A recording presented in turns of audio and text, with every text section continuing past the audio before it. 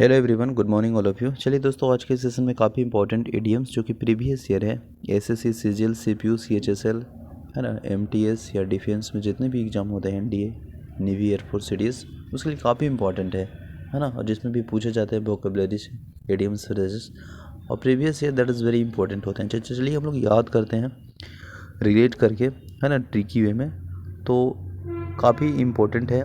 और रिमेंबर हम लोग करेंगे कुछ ट्रिकी वे में, तो डोंट माइंड इट, है ना। रिलेट करने के लिए हम लोग इस तरह से याद करेंगे। जैसे पहला यहाँ पे देखिएगा कि गो टू द डॉग्स, है ना।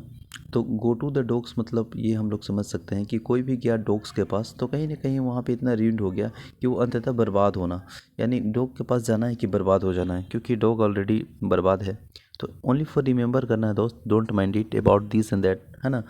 तो गो टू द डॉग मतलब है कि अगर हम गो मतलब गो बने जाना, और अगर डॉग के पास जाएंगे तो कहीं ना कहीं बर्बाद होना ही है। तो go to the dog that means ruined. I hope relate हो पा रहा होगा, हम लोग काफ़ी अच्छी तरह से इसको समझ पाके और याद कर लेंगे, है ना।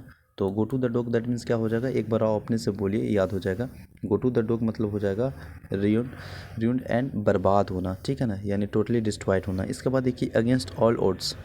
तो अगेंस्ट ऑल ओड्स नहीं कहते हैं कि ये इतना ओड परेशानी है, इतना ओड डिफ़िकल्टी है, इतना ओड सिचुएशन है कि वो ठीक ही नहीं हो रहा है, मतलब सिंपल नहीं है, ओड्स है, मतलब बहुत कठिन टाइप में है, और उसका अगेंस्ट में आप सभी कुछ कर रहे हैं। तो उसका अगेंस्ट में कर रहे हैं और इतना परेशानी वाला वह चीज़ें हैं, या फिर परेशानी वाला ओट्स प्रॉब्लम है, तो कहीं ना कहीं कई समस्याओं के बावजूद भी आप उसको अगेंस्ट में है, यानी उसके विरोध में है। दैट मीन्स मेरे कहने का मतलब ये है कि अगेंस्ट ऑल ओट्स, अगेंस्ट उसके विरुद्ध में है और ओट्स के बीच में, क्योंकि ओट्स इतना ये परेशानी वाला है, मतलब सिंपल नहीं है, मतलब इवन नहीं है ना। इस तरह से रिलेट कर लेंगे कि अगेंस्ट ऑल ओट्स मतलब होता है कि डिस्पाइट मेनी डिफ़िकल्टीज, मतलब कई सामनाओं के बावजूद भी आप हैं कि अवेलेबल है, डूएबल है ना। तो मेरे कहने का मतलब ये है कि अगेंस्ट ऑल ओड्स मतलब क्या होता है, डिस्पाइट मेनी डिफ़िकल्टी, यानी कई सामनाओं के बावजूद, ठीक है ना।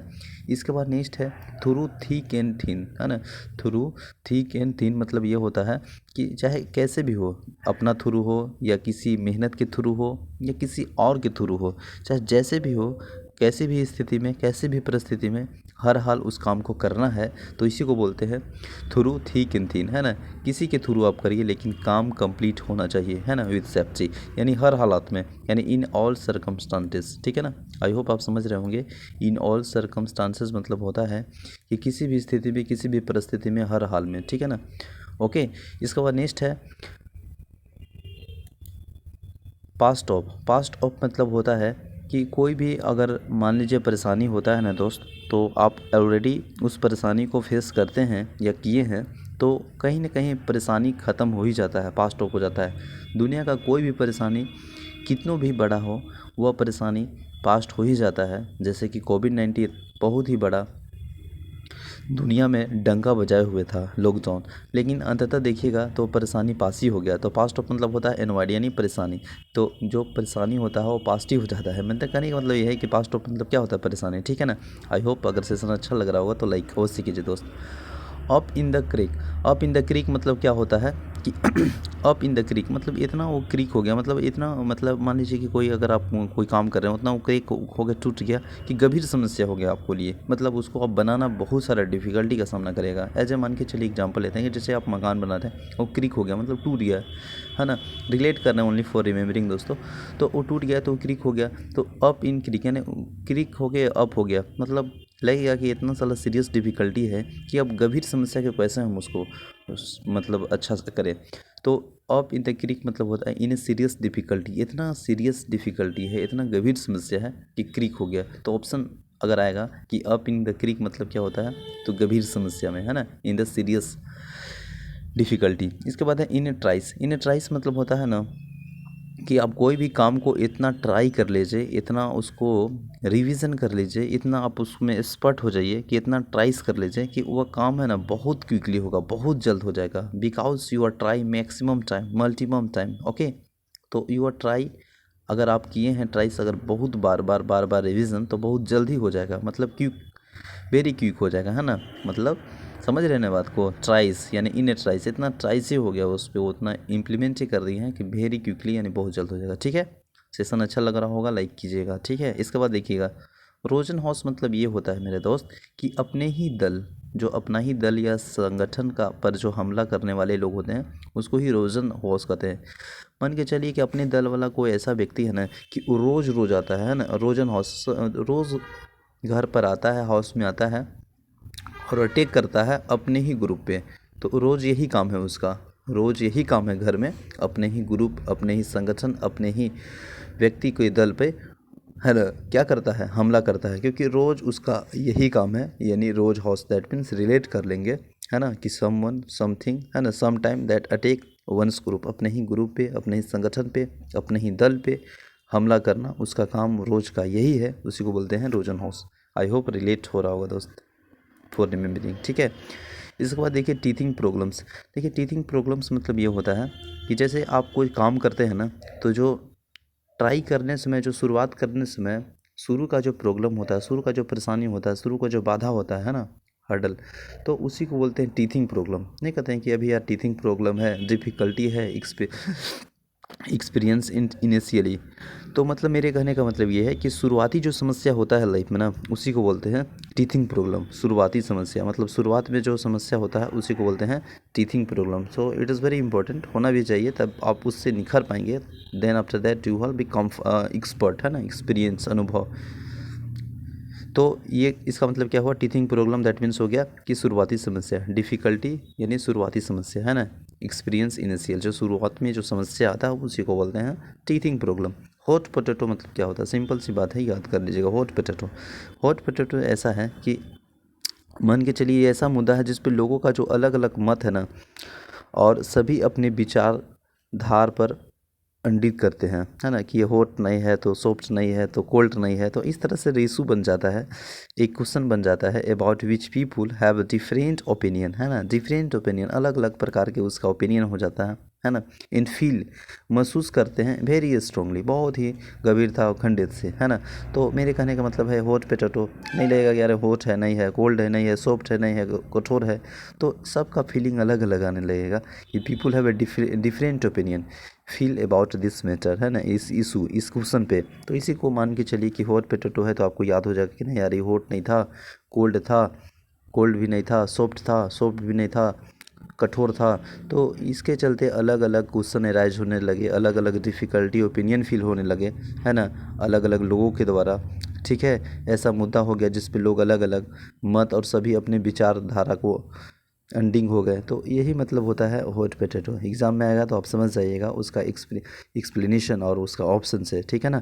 इसके बाद देखिएगा नेक्स्ट है rule the roast. Rule the roast मतलब होता है ना, रूल मतलब नियम, नियम कानून होता है ना, रूल, है ना, कहते हैं रूल और रेगुलेशन को फॉलो करना चाहिए we should always, because it is for our country, हमारे देश के लिए बनाए गए हैं और फॉलो ही करना चाहिए, ठीक है ना। इट इज़ गुड, बहुत अच्छा है।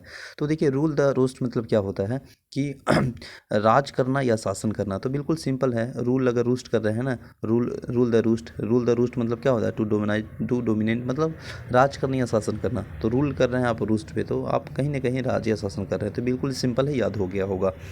Lake stock the barrel. देखिए स्टॉक मतलब होता है ना, आप मान के चलिए बहुत सारा आपके पास सामान है, उसको स्टॉक करके रख लिए, ठीक है ना। अगर स्टॉक करके रखे हैं दोस्तों, क्या कमी होगा, नहीं होगा, क्योंकि ऑलरेडी आप स्टॉक कर लिए हैं सामान को। तो स्टॉक करके अगर रखे हैं मान के चलिए, तो आपको पूर्ण रूप से यानी होली कम्प्लीटली आपको वह कभी कभी काम देगा, कभी दिक्कत ना होगा, क्योंकि आप स्टॉक करके सामान के रखे हैं। तो उसको लेके यानी कमी नहीं आएगा, क्योंकि स्टॉक है, स्टॉक माल हमेशा होली कम्प्लीटली रहता है, यानी पूर्ण रूप से अवेलेबल रहता है, ठीक है। आई होप समझ गए होंगे। Two horse race. Two horse race simple है और इम्पोर्टेंट है, जिसमें देखिए प्रश्न ये सभी जो इडियम्स है वो प्रीवियस ईयर है। तो आई होप कि आप समझ रहे होंगे, दैट इज़ वेरी इंपॉर्टेंट, है ना। तो टू हॉर्स मतलब ये होता है, मान के चलिए अगर रेस में, कंपटीशन में, प्रतियोगिता में दो ही अगर कोई भी दो प्राणी हो, तो ऑब्वियस सी बात है कि जिसमें सिर्फ दो प्रतियोगिता हो उसमें फर्स्ट और सेकंड होना ही है, चाहे तो एगो फर्स्ट होगा या तो सेकंड होगा, ये कंफर्म है। तो टू हॉर्स मतलब होता है which has only two competition, मतलब दो के बीच में ही प्रतियोगिता है, बिल्कुल सिंपल सी बात है। ब्राउन स्टडी, ब्राउन स्टडी मतलब क्या होता है ना, जैसे आप स्टडी करते हैं ना, स्टडी करते हैं तो बहुत सारा आपका सपना सुनहरा आता होगा कि अरे यार हम तो इतना पढ़ रहे हैं ना, मेरा ये सपना है, अपना देश का सपना है, साथ ही साथ अपना माँ बाप का सपना है, इन तमाम सपनाओं के बोझ लेके आप चल रहे हैं। और उसमें जब ब्राउन स्टडी आप करते हैं तो आपको पास डे ड्रीम आता है, सुनहरे सपने आते हैं, तो उसी को बोलते हैं brown study. Okay, I hope समझ रहे होंगे। तो आप लाइक कीजिए दोस्तों, सब्सक्राइब कीजिए, ठीक है। नेक्स्ट है टर्न इनटू नाइट मेरे। टर्न इनटू नाइट मेयर मतलब क्या होता है कि मान के चलिए नाइट के समय आप मेयर चले गए हैं, ठीक है ना, मान के चलिए रिलेट कर लीजिए, only for remember, don't mind this and that, है ना। तो turn into the night mayor मैंने नाइट में टर्न हो गया ना, तो कहीं ना कहीं आपका जो अनुभव होगा वो बैड एक्सपीरियंस होगा, है ना। Turn into a bad experiences मतलब बुरी अनुभव साबित होना, ठीक है। नेक्स्ट है blaze the nil. Blaze the tail मतलब क्या होता है ब्लेज ब्लेज द टेल मतलब क्या होता है कि अगर मैच अगर खेलते हैं या मैच खेलने से पहले जो शुरुआत होता है, जो हम लोग सिक्का उछाल के टेक्स आदि करते हैं टेल या हेड, तो वो जो शुरुआत करते हैं ना, ब्लेज करते हैं ना, वो कुछ नया शुरू करने से पहले उसको शुरुआत करते हैं। उस पे डिसाइड होता है कि हेड आ गया तो बैटिंग करेगा, टेल आ गया तो फील्डिंग करेगा, इस तरह से रिलेट कर लीजिए, ओनली फॉर रिमेंबरिंग। तो ब्लेज द टेल मतलब क्या होता है, टू स्टार्ट मूवमेंट, है ना। मूवमेंट स्टार्ट होने से पहले ये क्या जाता है, बिगिन ए न्यू अंडरटेकिंग मतलब कुछ नया शुरू करना, ठीक है। नेक्स्ट है बिग ड्रॉ। बिग ड्रॉ मतलब सिंपल से ये देखिए ना, जैसे मान लीजिए ना कि इतना बड़ा ड्रॉ कर दिए, बिग ड्रॉ, ठीक है ना। बिग ड्रॉ मतलब बहुत बड़ा ड्रॉ कर दिए, तो आपका जो ये ड्रॉ जो किए पॉइंट को, वह आप समझने के लिए बहुत बड़ा आकर्षित हो गए। अरे यार इतना बड़ा क्या आकर्षित कर दिया, क्या एडवर्टीजमेंट है, तो इतना बड़ा जो कर दिए हैं, तो मेरे कहने का मतलब है कि बिग ड्रॉ जो कर दिए तो आप देखने के लिए बहुत बड़ा आकर्षित हो गए, यानी ए हुक अटेंशन, बहुत बड़ा आकर्षण। एक बिग ड्रॉ मतलब क्या होता है, बहुत बड़ा आकर्षण। जैसे बिग ड्रॉ कर दिए तो बहुत बड़ा आकर्षित हो गए कि क्या ड्रॉ कर दिए, लाइन कर दिए, छाप दिए कि हम लोग को देखने के लिए आकर्षित हो गए। तो a big draw that means A hook attention. I hope समझ गए होंगे।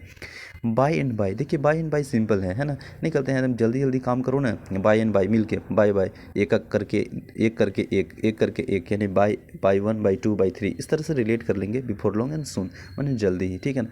गेन मोमेंटम मतलब होता है ना कि गेन जो प्राप्त हो रहा है ना, जैसे नहीं कहते हैं कि उससे क्या गेन प्राप्त हुआ, है ना, क्या गेन प्राप्त हुआ, तो मोमेंटम यानी गेन स्ट्रेंथ यानी बल बढ़ना, ठीक है ना, फोर्स बढ़ना, इंक्रीज होना, ठीक है। तो इसी हमको गेन प्राप्त हुआ, वो खाने से प्रोटीन मिला, मैंने बल बढ़ना, ठीक है। बैंक ऑन मतलब क्या होता है, बैंक ऑन मतलब ये होता है कि जैसे आप अगर अपने पैसे को डिपॉजिट करते हैं या जमा करते हैं तो बैंक में करते हैं, बिल्कुल सिंपल सी बात है। तो आप जब जमा करते हैं ना, तो पैसा जब निकालते हैं ना दोस्तों, आप बैंक पे निर्भर होना रहता है, क्योंकि वो जो कहेगा उस तरह से आप डिपेंड रहिएगा। वो कहेगा फार्म आज तो नहीं ख़त्म हो गया तो थोड़ा सा वेट कीजिए, तो उस पर निर्भर है, ठीक है। चेक ख़त्म हो गया, थोड़ा सा लेट है, वेट कीजिए, तो आप उस पर निर्भर होना। तो बैंक ऑन मतलब क्या होता है, यानी टू रिलाई, तो यानी पर निर्भर होना, है ना, डिपेंड ऑन, ठीक है ना। बैंक ऑन मतलब क्या होता है, पर निर्भर होना। आई होप समझ गए होंगे, इंपॉर्टेंट है, इजी वे में हम लोग सीख रहे हैं, इसलिए एक लाइक तो बनता है दोस्त। नेक्स्ट है set the themes on fire, है ना। Set the themes of fire मतलब होता है टू अचीव समथिंग इम्पॉसिबल, है ना। जैसे मेरे कहने का मतलब ये है कि इतना फायर है, इतना मतलब फायर है कि किसी असंभव चीज़ को हासिल करना है, तो माइंड को सेट करना चाहिए, थीम को समझना चाहिए कि what is good what is bad, कि कैसे हम ट्राई करें, कैसे हम सेट करें कि वह चीज़ को हम प्राप्त कर लें। तो किसी अनुभव चीज़ को हासिल करना, दैट मीन्स कि टू अचीव समथिंग इम्पॉसिबल। तो वो इम्पॉसिबल थीम को अगर प्राप्त करना है तो क्या करना होगा, सेट करना पड़ेगा थीम्स को ऑन फायर, कैसे उस पर फायर किया जाए, है ना। तो set the theme that means to achieve something impossible. Okay, next है steal someone's thunder. Steal someone thunder, thunder मतलब आप सभी जानते हैं कि किसी विरोधी की तुलना में, है ना, अच्छा असर छोड़ना, ठीक है, to make a better impression. तो स्टील समवन थंडर, है ना, मतलब थंडर उसको कर दिए स्टील करके, समवन किसी को, तो to make a better impression, ठीक है ना। नहीं कहते हैं बेटर इम्प्रेशन बहुत अच्छा है ना उसका असर छोड़ के गया। First impression is last impression as it is, ठीक है, तो ये याद हो गया होगा। Speak strength from the shoulder, तो मान के चलिए कि स्पीक जो बुलाहट होता है, जो आपका साउंड निकलता है ना, वह वेरी डायरेक्ट रहता है, विदाउट एनी एम्बलिशमेंट, माने सीधे सीधे जो बोलते हैं बिना बनावट के, उसी को बोलते हैं speak strength from the shoulder. मेरे कहने का मतलब यह है, कोई भी बोली है ना, कोई भी जो ज्ञान की बातें हैं जो वास्तविक रूप में सही हो, वो सीधे सीधे आपका आता है बिना किसी बनावट के, बिना किसी बनावट के, विदाउट मेकिंग, तो बिना किसी बनावट या सीधे सीधे को बोलते हैं वेरी डायरेक्ट, विदाउट एनी इम्प्लिसमेंट, यानी speak strength from the shoulder. तो आई होप रिलेट हो गया होगा, याद भी हो गया। देखिए, rifle quit a few feather, इसका मतलब होता है कुछ परिवर्तन या सुधार करते हुए, है ना, यानी लोगों के नाराज कर देना, है ना, रफल कर दिए, क्यूट कर दिए, ख़त्म कर दिए फ्यू कुछ चीज़ों को, to envisage something people while making change और इम्प्रूवमेंट, ठीक है। इसका बाद नेक्स्ट है play fast and loose. Play fast and loose मतलब होता है बार बार अपना व्यवहार बदलना। तो आप इतना फास्ट है, इतना फास्ट खेल रहे हैं, प्ले कर रहे हैं कि आप लूज हो जा रहे हैं, मतलब इतना अच्छा से खेलते हुए भी आप लूज हो जा रहे हैं। दैट मीन्स कि आप प्ले तो कर रहे हैं फास्ट, लेकिन बार बार अपना बिहेवियर को, व्यवहार को, है ना, चेंज कर रहे हैं रिपीटेडली, एटीट्यूड को, क्योंकि आपको प्ले करना है ना। आप प्ले अगर फास्ट करना है तो बार बार तो अपना एटीट्यूड को चेंज करना ही पड़ेगा, तभी तो आप गेम में 100% इफर्ट लगा के जीत सकते हैं दोस्त। तो play fast and lose that means का होगा रिपीटेडली चेंजिंग एन एटीट्यूड, माने बार बार अपना व्यवहार बदलना, ठीक है ना। इसके बाद नेक्स्ट है मेरिटोक्रेट, है ना, मेरिटोक्रेट्स मतलब होता है टैलेंटेड पीपुल, है ना। जैसे मेरिट में अगर कोई पर्सन जाता है, कोई स्टूडेंट अगर मेरिट तक पहुंचता है अपना मेहनत से, तो बहुत टैलेंटेड पर्सन होता है दोस्त, बहुत प्रभावशाली लोग होते हैं वे लोग, क्योंकि मेरिट में पहुंचना that means you already selected, है ना। आप सेलेक्टेड होने के कंगार पे या सेलेक्टेड हो गए होंगे, तभी आप मेरिट के पहुंच के आगे आ गए।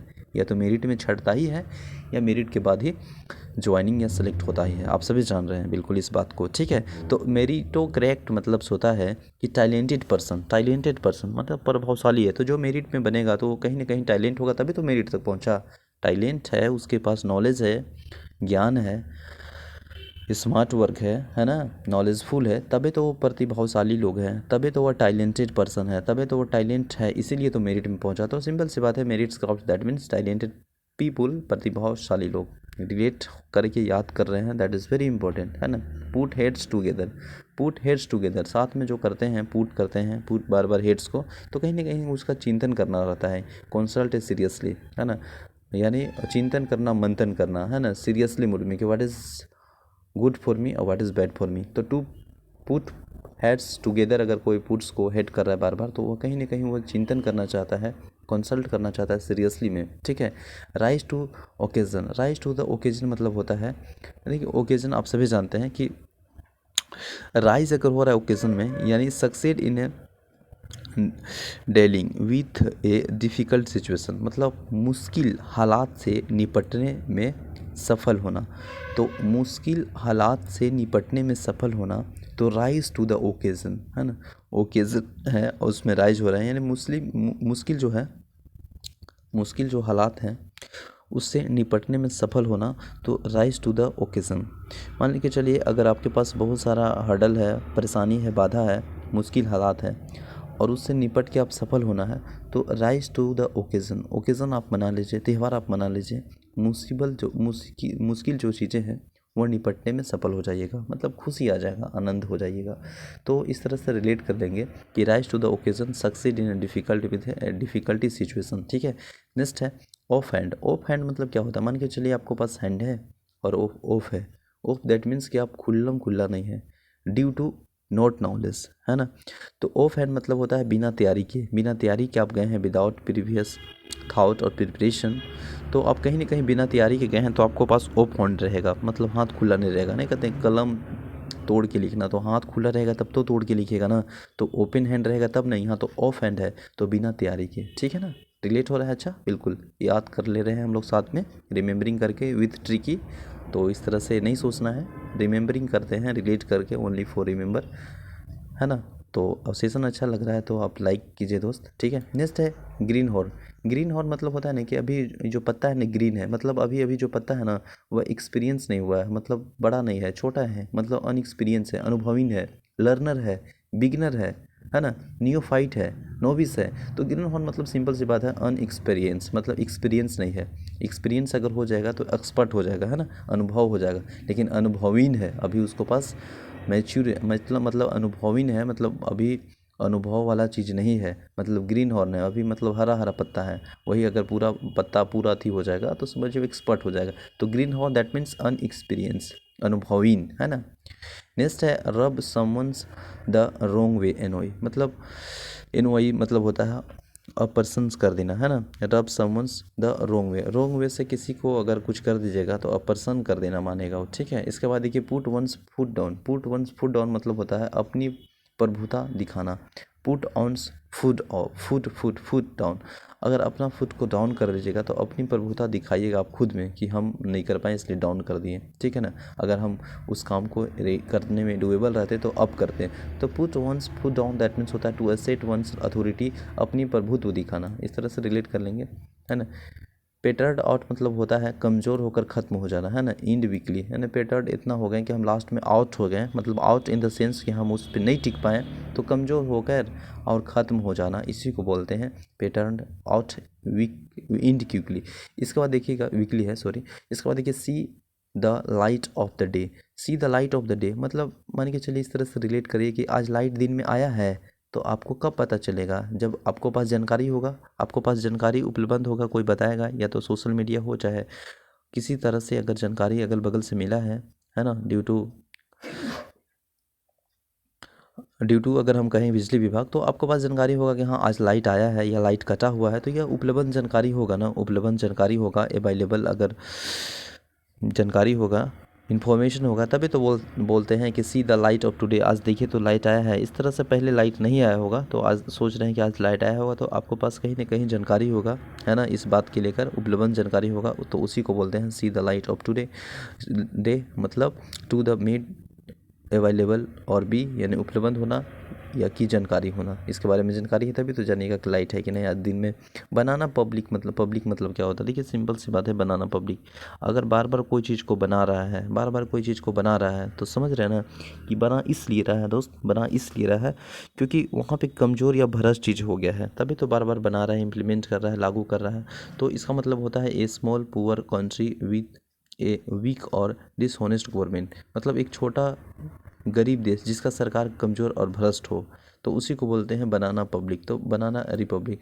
तो वही बार बार बना रहा है रिपब्लिक को क्योंकि भ्रष्ट हो गया है और कमज़ोर हो गया है, इसी को बोलते हैं। गो बनाना मतलब क्या होता है, गो गो गो मतलब जाना।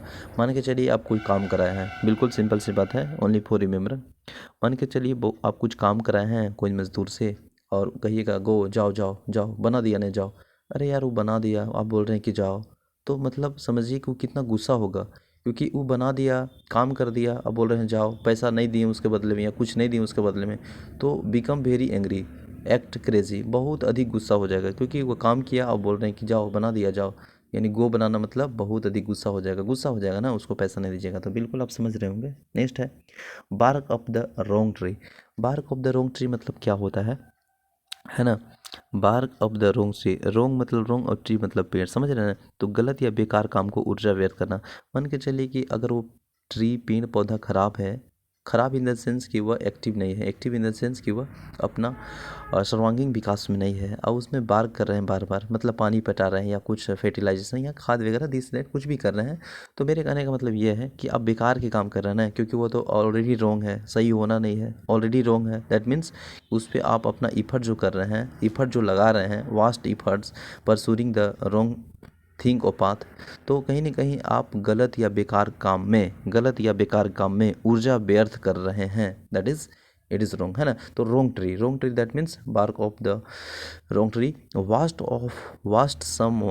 ऑन्स इफर्ट जो लगा रहे हैं बाय परसूरिंग, जो अभी बढ़ रहा है, रॉन्ग थिंग और पाथ, है ना, यानी गलत या बेकार काम में ऊर्जा व्यर्थ करना। आई होप समझ गए होंगे, लाइक कर दीजिएगा। ठीक है दोस्त। हैव ए बॉल मतलब क्या होता है? हैव ए बॉल मतलब होता है अगर आपके पास बॉल है, क्रिकेट खेल रहे हैं तो भरपूर मस्ती होगा। अगर बॉल भुला गया तो वहाँ से इंजॉय जो होगा ना वो कहीं ना कहीं आप नहीं कर पाइएगा। इंजॉय वन सेल्फ ग्रीटली मतलब बहुत भरपूर मस्ती करना, that means have a ball. आपके पास बॉल है, गेंदा है, तभी तो। अगर गेंदा मान के चलिए फील्ड में खेलने गए, गेंदा भुला गया तो आप इंजॉयमेंट नहीं कर पाएंगे गेम में। नेक्स्ट है take black seat. Black seat मतलब ब्लैक मतलब ऐसे ही लग रहा है ना, ब्लैक ब्लैक ब्लैक मतलब सीट जो है ब्लैक है, मैंने वाइट सीट नहीं है, मतलब थोड़ा सा मतलब सुपीरियर नहीं है, इन्फीरियर पोजीशन है, क्योंकि ब्लैक है ना। तो टेक ब्लैक सीट मतलब होता है ऑक्यूपाई इन इन्फीरियर पोजीशन, मैंने दोयम दर्जा देना है ना, दोयम दर्जा देना यानी इन्फीरियर पोजीशन में, क्योंकि ब्लैक सीट है। अगर थोड़ा सा स्टैंडर्ड सीट रहता, वाइट सीट रहता तो उसको सुपीरियर बोलते हैं। ठीक है, तो इन्फीरियर पोजीशन है, रिलेट कर लेंगे only for remembering. Take black seat that means occupy an inferior position, है ना, दोयम दर्ज देना। नेक्स्ट है whole new ball game. Whole new ball game मतलब होल मतलब पूरा, न्यू मतलब नया, बॉल मतलब गेंदा, और गेम मतलब खेल, है ना। तो अगर आपको पास जब खेल खेल रहे हैं पूरे तरीके से, आप नया नया नया नया नया नया एटीट्यूड, नया नया एक्शन, नया नया कट मार रहे हैं अगर गेम में, तो कहीं ना कहीं आप कंप्लीटली डिफ़िकल्ट सिचुएशन है, बिल्कुल अलग मतलब डिफरेंट है, माफ़ कीजिएगा, डिफ़िकल्ट इसको पढ़ती है, डिफरेंट है मतलब बिल्कुल अलग अलग तरीके से आप उसको डील कर रहे हैं खेल को। ठीक, डील नहीं कर सकते हैं, माने खेल को आप रोल अदा कर रहे हैं ना। तो बिल्कुल अलग अलग तरह से हालात में, है ना, बिल्कुल डिफरेंट सिचुएशन में आप खेल को खेल रहे हैं न्यू आइडिया से। तो होल ए न्यू बॉल मतलब क्या होता है, एक कम्प्लीटली डिफरेंट सिचुएशन, बिल्कुल अलग अलग हालात में आप खेल को खेल रहे हैं, तो यानी न्यू मतलब नए नए तरीके से, बिल्कुल अलग अलग हालात में। ठीक है। इन वन स्कीटी मतलब होता है कि ऐसा पात्र जिसमें गुड के सभी लोग कुछ प्रदान करें, है ना। तो इन वंस स्किटी मतलब सभी की स्किटी होगा, सभी वो वहाँ पे आएंगे। A container keeps of the particular purpose, है ना, to which all member jointly contributed, है ना, सभी को देंगे ईट वंस किटी, है ना, क्योंकि वहाँ पे सब देगा क्योंकि ईटी है। नेक्स्ट है विथ बेटेड ब्रेथ। विथ बेटेड ब्रेथ मतलब होता है ना, विथ बेटेड ब्रेथ मतलब फील वेरी एक्साइटेड और एनेक्सियस वाइल वेटिंग, इंतज़ार करते समय घबराहट या उत्तेजित होना। तो जब आप विथ साथ में रहते हैं किसी को तो ठीक है, और विथ बेटेड अगर ब्रेथ हो तो कहीं ना कहीं इंतज़ार करते करते आप घबराहट महसूस करते हैं कि कब आएगा, हम लोग वेटिंग में हैं। तो feel very excited and anxious while waiting. तो आई होप सेशन अच्छा लगा होगा, तो लाइक कीजिए दोस्तों। मिलते हैं नेक्स्ट वीडियो में, तब तक के लिए बने रहें। जय हिंद।